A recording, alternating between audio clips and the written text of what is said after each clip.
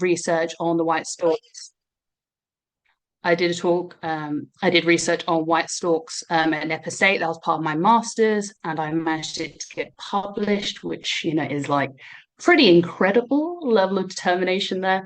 And it's all about their diets, and I spend most of the time looking at insects, really. So it's all heading in a very specific direction.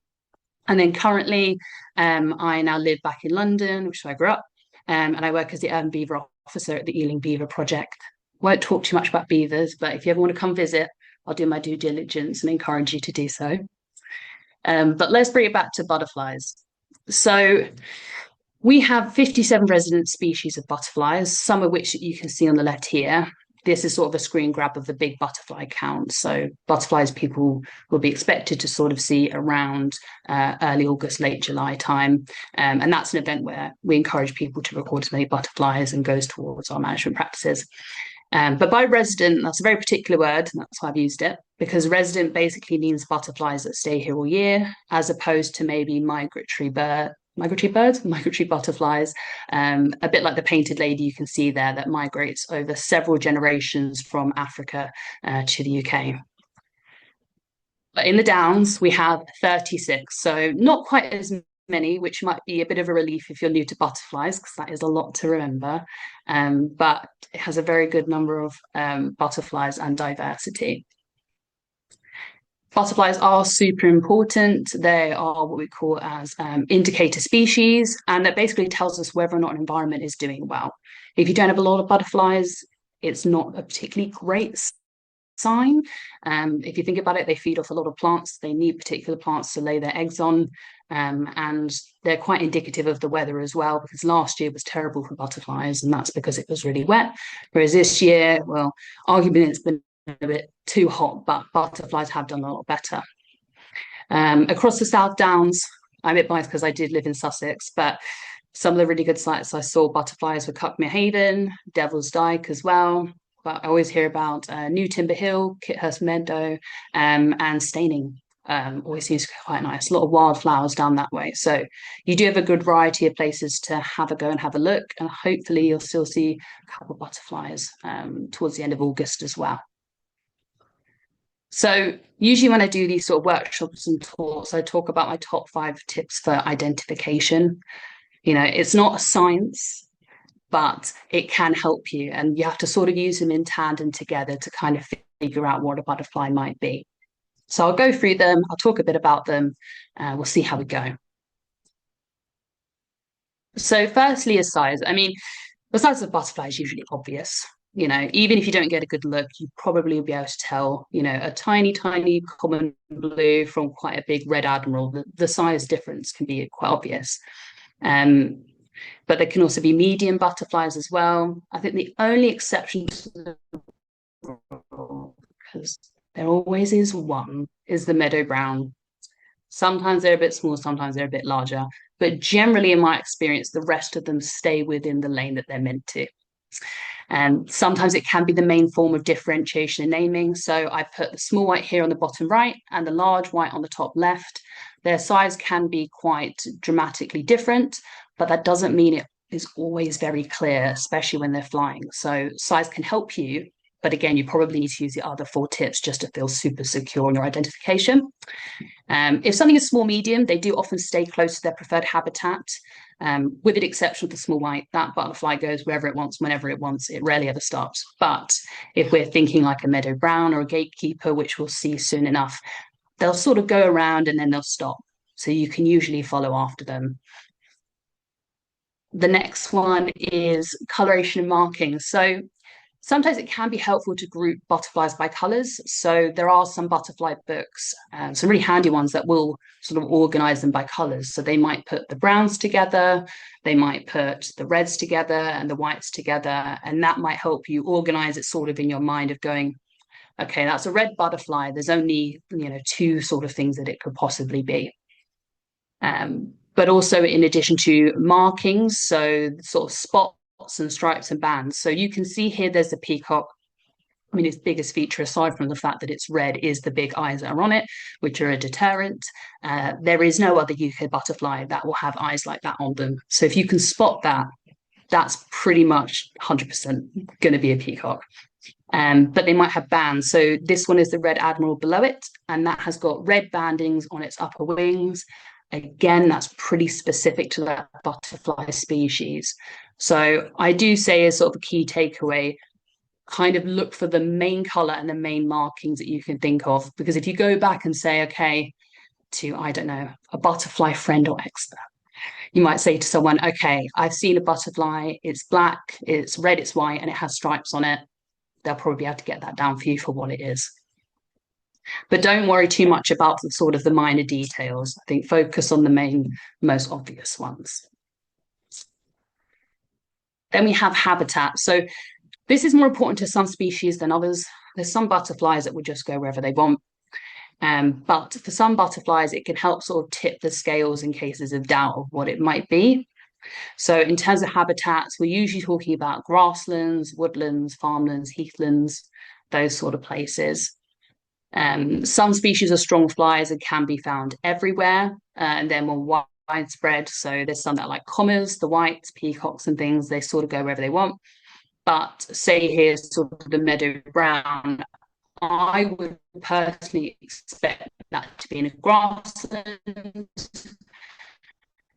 especially where there's tall grasses and they fly quite low among the grass. That's why they're more of a woodland, maybe a woodland edge, something like that.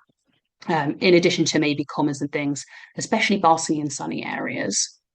So although it doesn't tell you definitively what it might be, it can sort of narrow it down a little bit in a case of you're thinking between maybe one or two butterflies.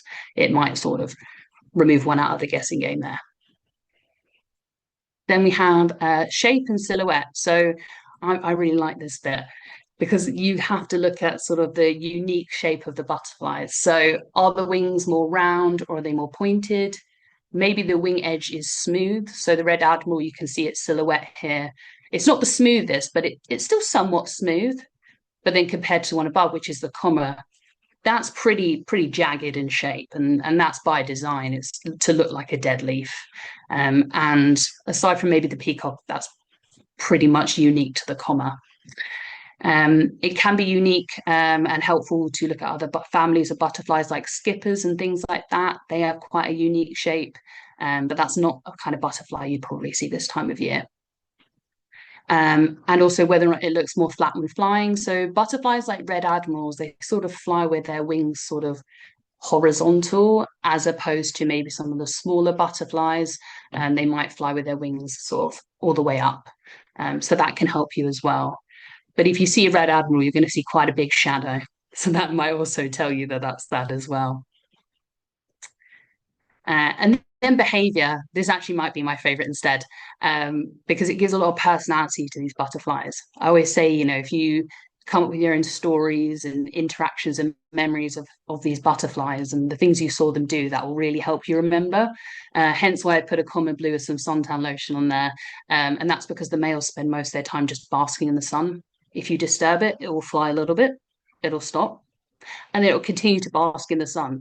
I've had several memories of me and my friends all sort of encircling a male common blue, just watching it sunbathe in like complete awe of it doing pretty much nothing. But to us, obviously, it was quite special. How they fly is quite indicative. So low to the ground, sorry. So that's like the meadow browns I mentioned. They don't really fly particularly high. There may be some other butterflies that fly all the way at the tops of the trees. Those are usually hair streaks, but again, probably not something we're going to touch on. But there are certain butterflies you would expect at different levels. So the ground sort of eye height on sort of top of hedges and then up to the tops of the trees, because there's some butterflies where they will only stay in certain spots. And some stop and may rest a lot as well. So browns, they usually don't fly very long. Whereas again, the small white, if you see a small white stop, you're having a pretty good day, especially when it's hot. Some butterflies hop between flowers, which is a good time to try and get a closer ID if you're very lucky. Some may let you get closer than others. But some could be quite territorial, and some of these we'll talk about soon, in the sense that they will be very territorial. Maybe there's a gap in a hedge, or there's a verge where you've got sort of two trees like this or two hedges. There will be butterflies that will be on the edge of that, being very territorial and maintaining their edge to say to the other males, this is my spot. And you'll see them circling each other. And I'm so sorry to break anyone's hearts here. When they chase each other, it's not out of love. It's out of pure aggression. And the butterflies are chasing each other off the males. I know it's a horrible fact of life. But people don't know that. Um, Others will also patrol an area, and others will just sort of drift along and things like that. In general, large butterflies are kind of wanderers. You don't really see them fly very fast, whereas medium and small are sort of patrollers and they're a bit more territorial. Obviously, that's not always the case. There's always exceptions to the rule. And you can see here, yeah, I put lines on the small white because it's quick. Nothing more to be said about that. Now, I said top 5 tips, but I will discuss seasonality. Now, I wouldn't get super hung up on this because seasonality does change, but sometimes it can help you to focus on seasons. So I put 2 pictures in here. The top one is a screen grab from the Butterfly Conservation website. So anytime you want to Google a butterfly, Butterfly Conservation will probably have a page for it, and they'll show you the seasonality. And so if you look at the bottom bar where it says adult, anywhere that it's purple is where you'd expect to see it. And peacocks, they overwinter, so you would expect them to see them for quite a long time. And the bottom one's from iNaturalist, and that's a purple emperor, which rightfully so, you sort of see, I think towards the end of July, end of June, early July is the best time to usually see them. Although there might be exception there that I'll come back to in a minute. But focus on the seasons. So, when I think of the start of the season, the orange tip, very reliable. The brimstone, they're the first ones you're going to see around May time. And then there'll be ones sort of the small white, they'll stay on until the end of August. They usually go on quite long. But you need to take into account impacts of climate change. So this year has been very weird because it's been quite hot. Everything's been emerging a lot quicker. When I say emerge, coming out of the cocoon as an adult. And so everything's starting sooner and ending sooner. So as much as these butterflies, hopefully you'll see them, their timings might be a little bit sketchy. But that's obviously an impact of climate change there. So these are the top 10 butterflies I like to talk about. They're butterflies that hopefully you will be able to see and hopefully you'll recognize. And I'll talk a little bit about some key facts just to help you learn. And then we're going to quiz you on it afterwards. I know I'm putting you on the spot, but I always think it's good for people to learn and then put it into practice because for me, it goes in one ear and out the other and I forget. So it keeps the cogs turning. So the first one, which has actually probably become one of my favorite ones now this year. I think the blues are absolutely adorable. They are very small butterflies. They're not very big. I like to put the main color, which is this beautiful blue. I'll put a little asterisk in the sense that the females, and this is the only butterfly on this list where the females do look different. But as a beginner, you're going to be much more likely to spot a male than a female. So this, I think, is the better one to focus on. And you can see here its inner wings and its outer wings. And you can see all the sort of patterns, which I'll cover in a minute. So you can find these in many different habitats. They're pretty general. Like I said, they do love the sun and the females do look quite different. But I've annotated them and I've annotated them using the sort of top 5 identification tips so you can see in practice. So they've got a smooth silhouette. They do have a white band that goes across their edges and they've got all these orange and black dots. Which is really indicative of a blue butterfly. Lots of blue butterflies have these sort of orange and black dots on them. And they're sort of May to October time. So you probably can still see them now. I think if we're going to go with the whole climate change, maybe they'll end in September. But I think you have a fairly good chance of still spotting them. But they're very, very lovely butterflies. Gatekeepers, so this is another small butterfly. Their main colors are these orange and brown, but just note, the orange is quite rich on this butterfly, especially on its inner wings. And that's something you will notice when they slow down and when they land. They like areas where the tall grasses grow close to hedges and trees and scrubs. So it could be at the edge of a woodland or something like that. And they do also quite like the sun. I see these on sunbathing quite a lot as well. The males and females look pretty similar. It's not something I'll delve into today. But if you can spot them while they're going a bit more slowly or landed, you should be able to tell. They've got quite a smooth silhouette. Their wings are slightly turned down. And this is the only challenge I'm going to give you guys today, is that you need to pay close attention to these black dots that they have on them. So with the gatekeepers specifically, they will always have two white spots within the black dot. And you'll understand why, because another butterfly that'll come along is a little bit similar. And these ones, you could probably still see them now. They might end sooner than usual, but they're a pretty reliable butterfly. Next is the small white. The small white, 100%, you will be able to see that butterfly. They're small. They've got this beautiful white and green color. There is another similar butterfly I'm not going to cover today that is white and green, called the green-veined white. But I think as beginners, don't get too hung up on telling the difference between the two of those. They're found in many different habitats. They love flying fast. You know, you'll generally be able to tell which one's white and which isn't. But if you're ever not sure between a small white and a large white, you need to pay attention to the blacks at the tips of the wings. You'll see it a bit more clearly when we talk about the large white, but you'll notice that it's sort of just a bit of a rectangle in the corners. It doesn't really extend down, and it's not super pigmented. And they do have these black dots, but that can vary in number between the males and the females. This one again, I'm seeing them now. You'll be able to see them. The comma, I do quite like a comma. Now, these ones are slightly larger. They've got this beautiful orange and brown. I mean, if you see them open their wings, there is nothing really like this butterfly. They're incredibly unique species. They like open woodlands, wood edges. They can be quite territorial. A lot of them are very territorial when they're breeding. But you'll note that they've got the jagged wing edges. They're also called a comma, if anyone has very good eyes, is there is a tiny little white C on their outer wings. I'm not sure if I've ever been able to really spot that in real life, but just so you know. And their outer wings do mimic a dead leaf.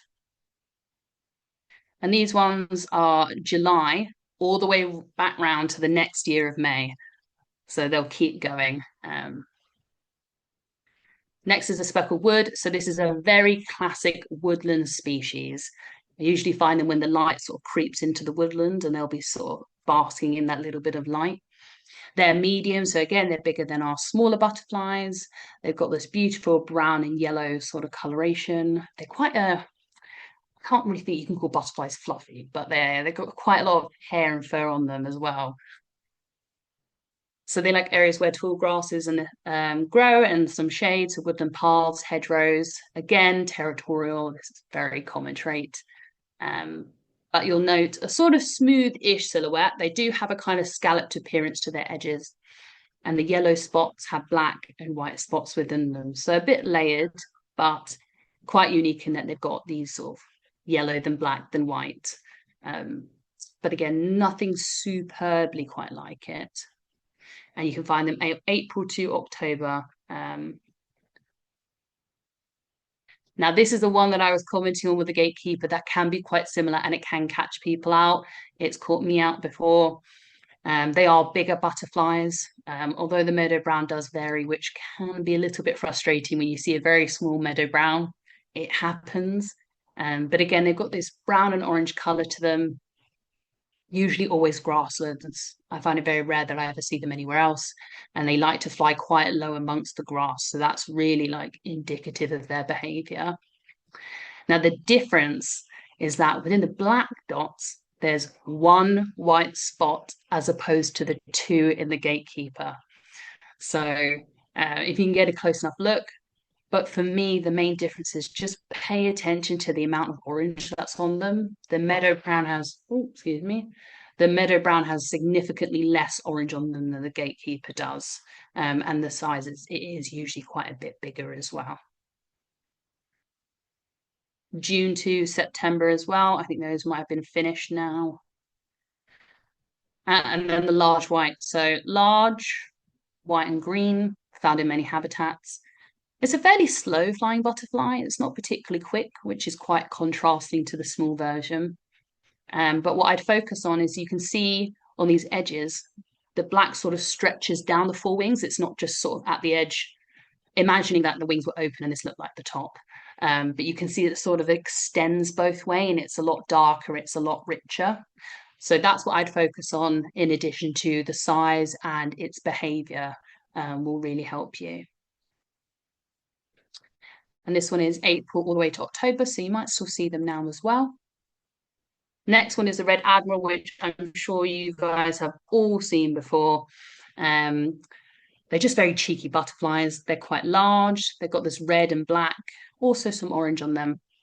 They're found in many habitats. And aside from when they're mating, they can be quite relaxed. They usually let people sort of observe them and look at them somewhat close. But you want to pay attention to the red banding. It's got a quite wide silhouette. It sort of looks a bit stretched, if that makes sense. And the wings are a little bit jagged. But I always think the eyes on them, the eyes are quite obvious when you can see them when they're stopped. And they really like buddleia. They really like it. And you can see them, you'll still be able to see them now, all the way up to November, maybe October this year instead. Second to last is the peacock, which you've covered before. It's large, red and black, it's this, but it does hiss at people using its wings when it's being territorial. And it is an overwintering species. So if you see a leaf-looking thing in a tunnel in the winter, I have had friends who like bats who have seen them. It might just be a peacock overwintering. Slightly jagged wings, eyes on forewings, and they overwinter. So this one you're probably not going to see now, but I put it in anyway because I think it's quite indicative of the South Downs, especially people who live in Sussex.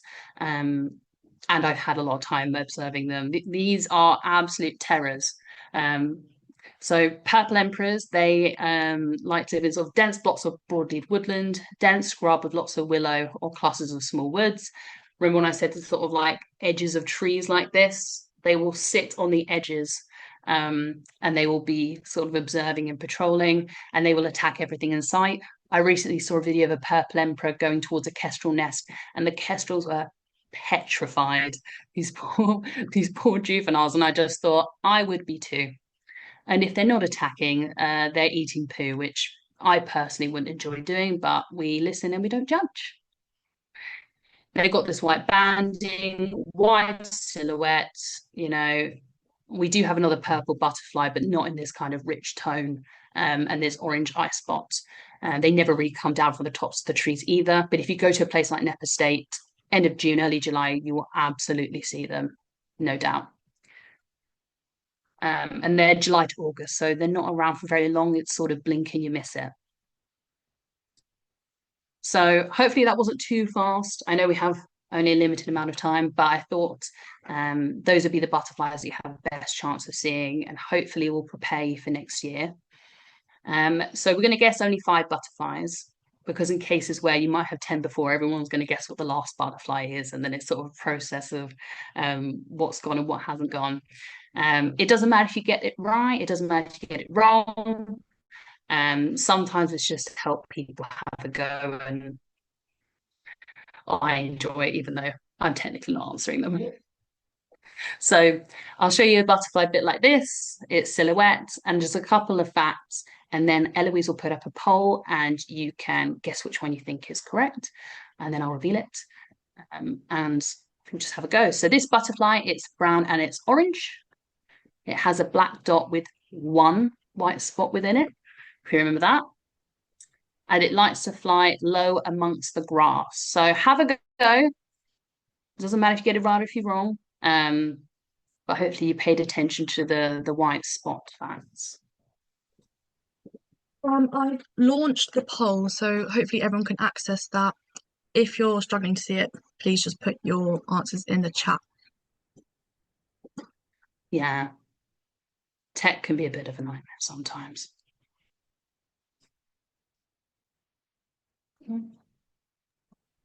Can see you've had a response in. Is everyone managing to see that? Hopefully. If not, just type your answer in the Zoom chat, which is at the bottom of your screen.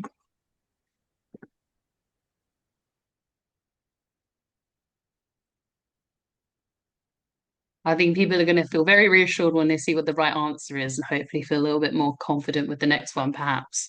Oh, Um, definitely, definitely, definitely. well, I'll reveal the answer to this one. Um, that person was correct. It is a meadow brown. So that's probably the hardest one out of the five I chose. But it does go to show that that little white spot does make a big difference. This next one, a little bit easier. So it's small. It's very small. It has orange and black dots on the outer wings, and the males like to soak up the sun. Now, the orange and black dots are only on the outer wings, they're not on the inner wings.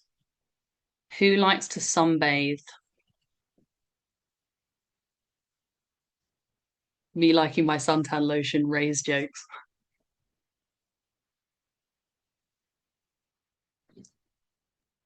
There's one on here that's very obvious that it's not going to be because it's a very large butterfly. But this one isn't particularly fast.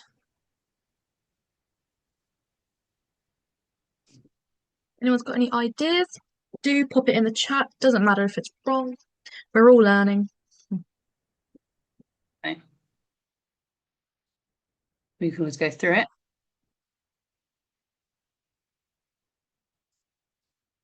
Interesting. So it can't be the peacock because the peacock is large and it's a red butterfly. It won't be the small white because small white is probably more known for being very fast, not so much soaking up the sun. The gatekeeper is a very good guess, but that one doesn't have necessarily orange and black dots on its outer wings. That is only exclusive to our blue butterflies. He's so pretty and iridescent. So that one's the common blue. This one I think will be quite easy, I hope. His main colors are orange and brown. Very, very jagged wings. Its underwings or outer wings, however you want to say it, mimics a dead leaf. Again, only really exclusive to two butterflies and flies between July and May. So there's definitely two on here that it won't be. But this one very much looks like a dead leaf. It almost was my favorite butterfly this year, almost. I think rather than the poll, if people can put their answers in the chat, might work a bit better so that Mm. everyone can see them.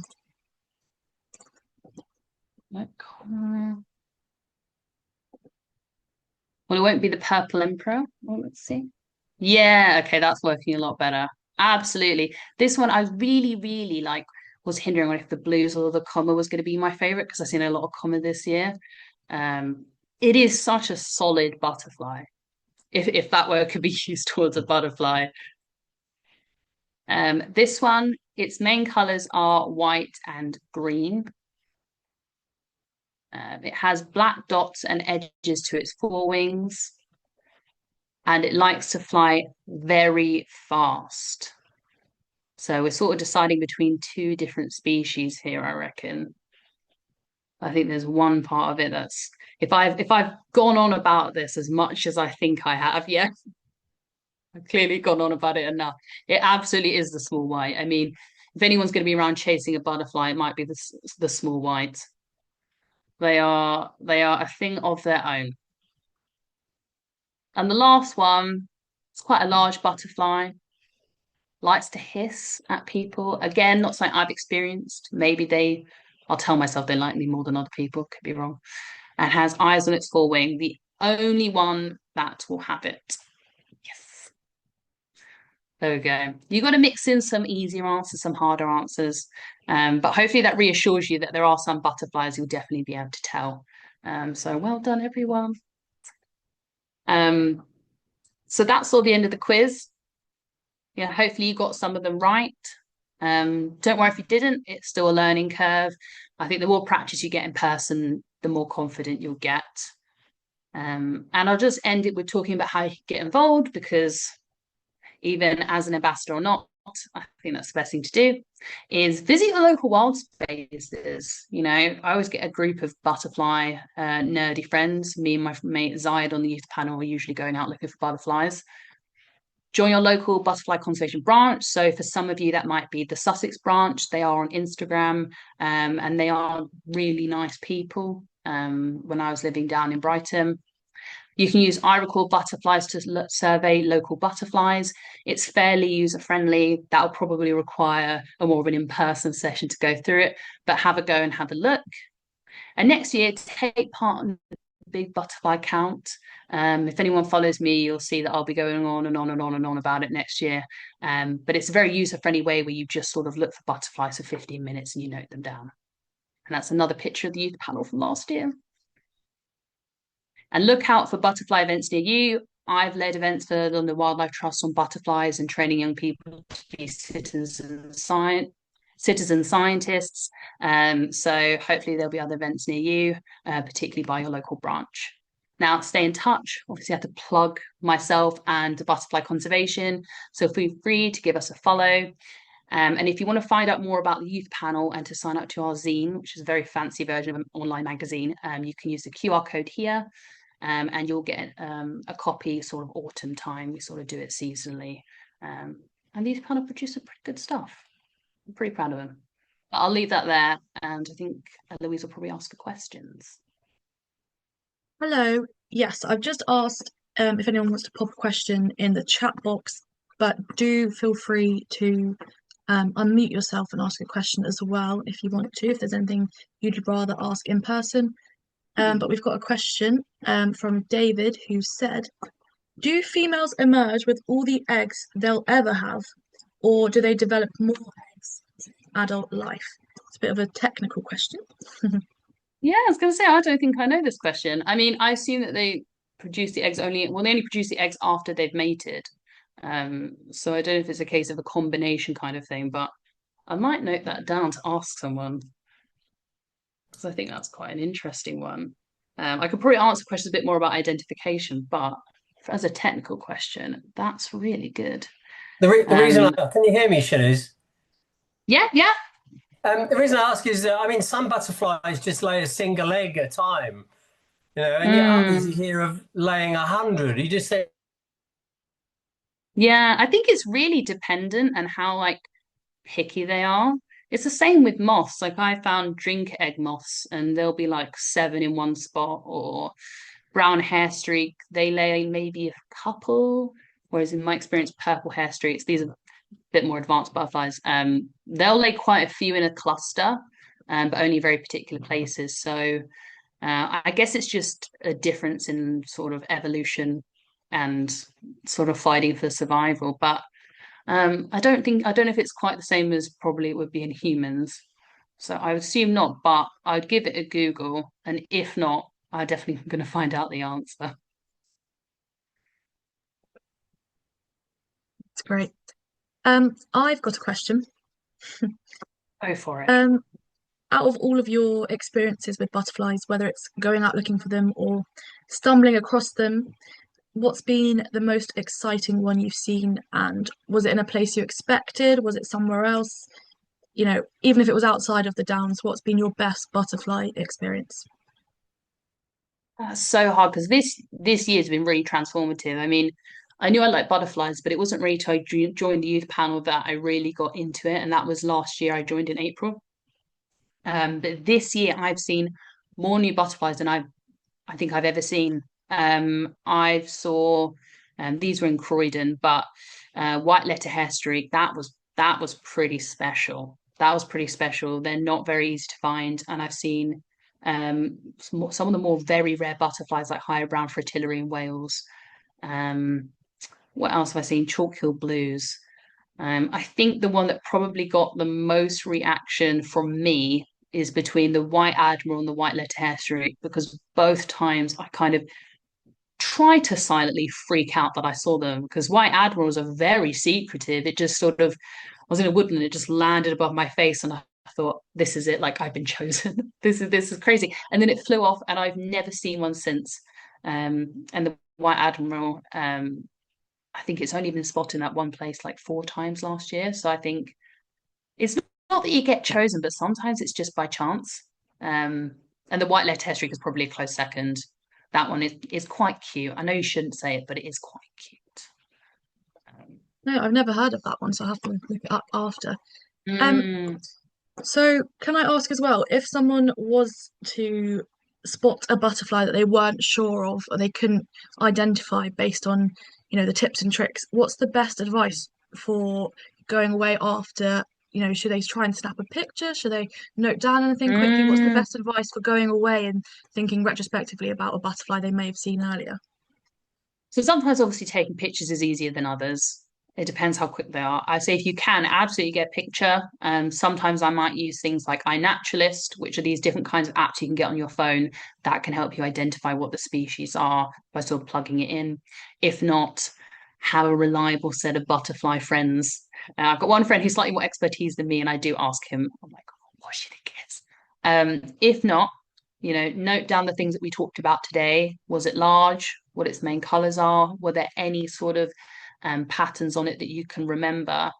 And then you can look also on the butterfly conservation website because they have lots of like filters and things that you can play around with. So if you sort of narrow down by like color and size and things like that, it might help you find it. But again, this is a little bit easier than say if we were talking about birds, but birds can be a little bit more complicated. No, that's great. And just one last question from me. Just if anyone was interested in the work of the youth panel and what you get up to, what might it look like for you guys? What sort of things do you do? Do you meet regularly? Do you, host events? Can anyone get involved that way? What's the sort of a typical Yeah. day in the life for a youth panelist for the butterfly conservation? Well, we are still quite early days, but I'm very much determined to get the youth panel up and doing sort of events. This is my last year, so I turned 26. Um, but I was quite determined to get us to do some events. So we did a quiz and pot painting at Global Bird Fair, if anyone's heard of that. We've done stuff in London with the London Wildlife Trust as part of their Keeping It Wild scheme, which is to get young people up and involved. But there are a lot of us in different areas of the country. So my hope is that in the future, we'll have more young people leading more events. If you follow Butterfly Conservation on social media, you might be able to find some of us and follow us that way.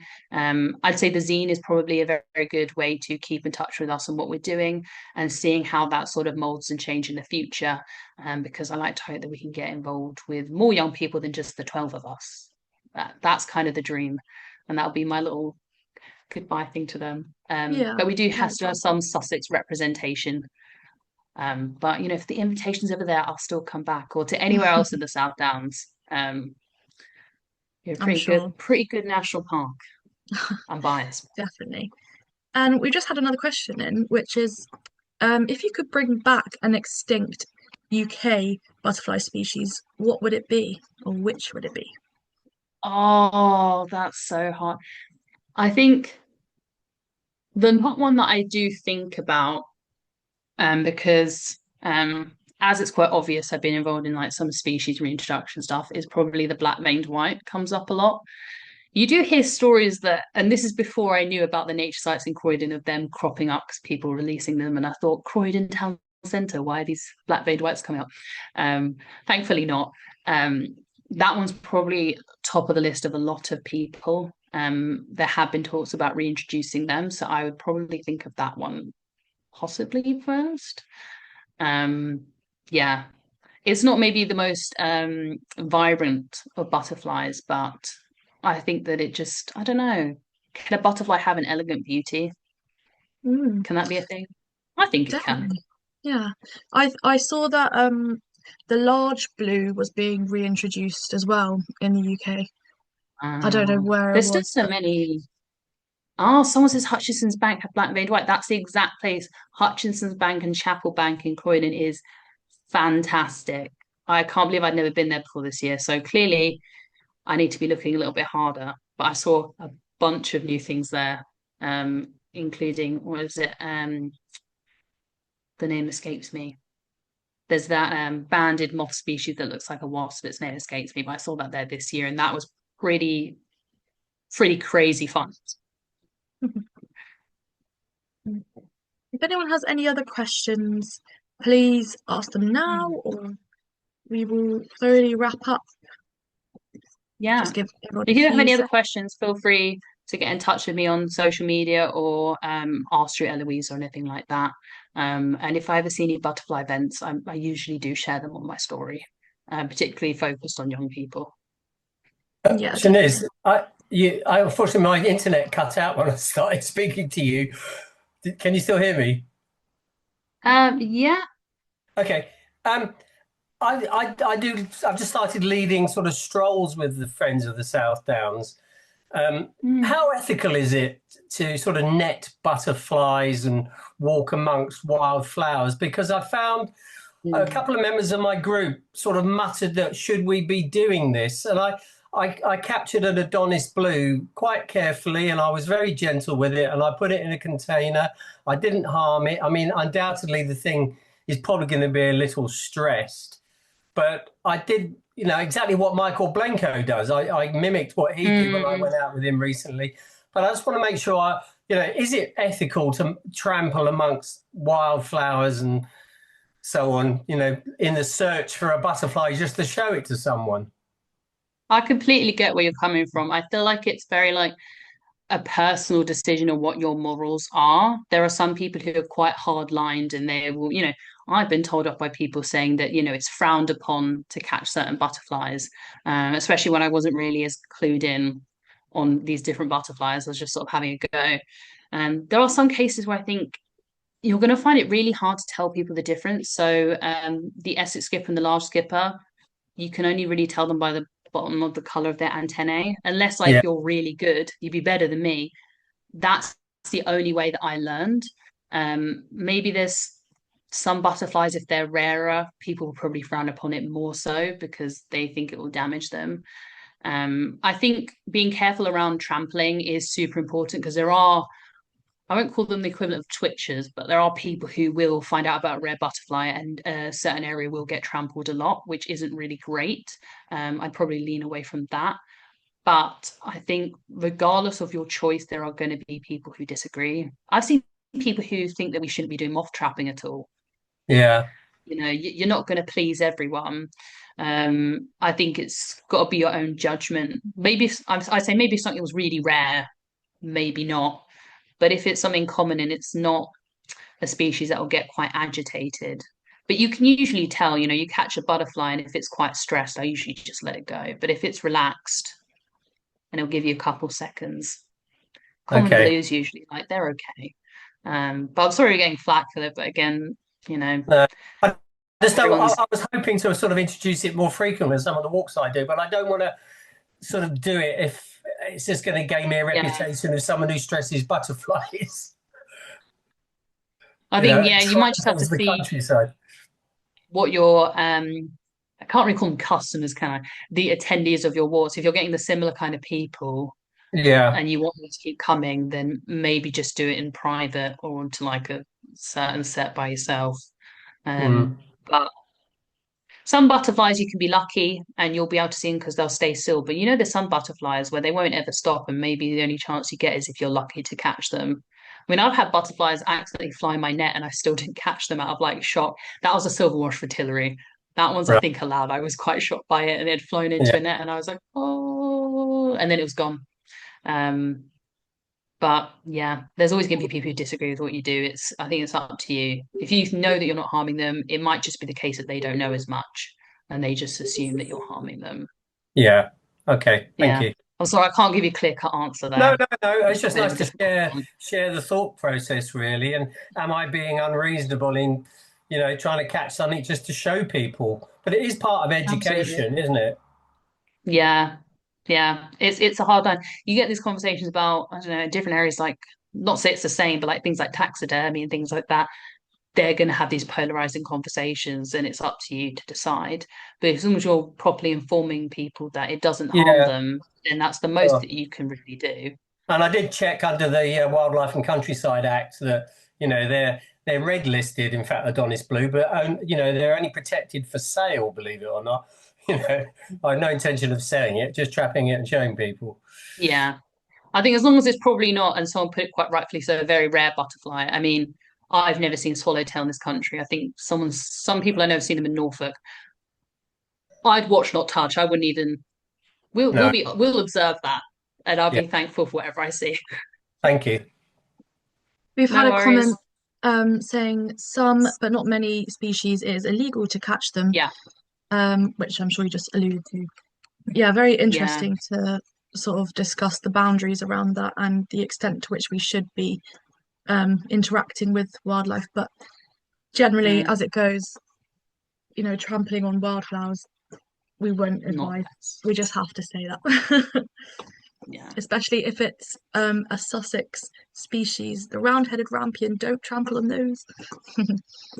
Right, okay, I don't think there's any Definitely more never. questions coming in. Thank you to everyone that has interacted and put a question in. Thank you for everyone for attending tonight. Thank you for being a lovely audience and for interacting with the quiz. And thank you to Şeniz for such a wonderful run through of the species that we might find across the Downs. We've had a few thanks in the chat already, some nice feedback, some really lovely comments. But thank you, everyone, and thank you, Şeniz, for your wonderful talk. We will hopefully see you soon for another event online. Absolutely. Thanks, everyone. Thank you. We've got lots of thank yous in the chat coming in. Thanks, everyone.